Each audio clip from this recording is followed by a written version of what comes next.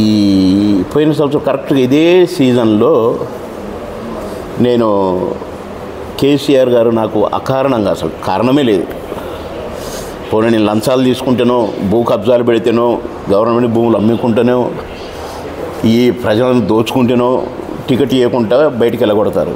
కానీ మరి కేసీఆర్ గారు ఏ కారణం లేకుండానే సడన్గా నేను కాన్స్టిట్యున్సీలో బీసీ వెల్ఫేర్ చెక్కులు పంచుతున్నాను ఒక 500 మందికి, నాకు ఫోను రమ్మంటున్నారు సీఎం గారు అర్జెంట్ అని. సీఎం గారు అనలేదు, మీ బావగారు అన్నారు అనుకోండి, ఉన్నట్టుగా మాట్లాడటం నాకు అలవాటు.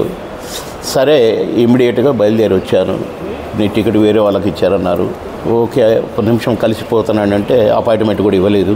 సరే వెంటనే నేను బయటకు వచ్చేసిన కేటీఆర్కి చెప్పి, ఇక మళ్ళీ ఎప్పుడు కూడా అడుగు పెట్టను అని వచ్చాను. అయిపోయింది అది ఆ చాప్టర్. నేను స్వతహాగా టీడీపీలో ఉన్నాను.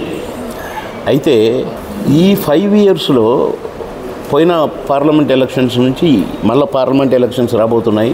ఇదే సీజన్ అన్న, అందుకే కరెక్ట్గా ఇలాగే జాయిన్ అయ్యాను బిఫోరే బీజేపీ పార్టీలో. అంతకుముందు టీడీపీ బీజేపీ ఒకటే. నేను టీడీపీ కండువా బీజేపీ కండువా కలిపి వేసుకునేవాడిని.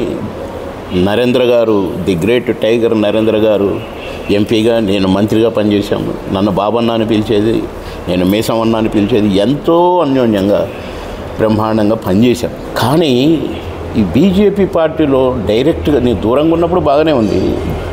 చేరిన కాడ నుంచి ఈ 5 సంవత్సరాల్లో నేను పడ్డ గోస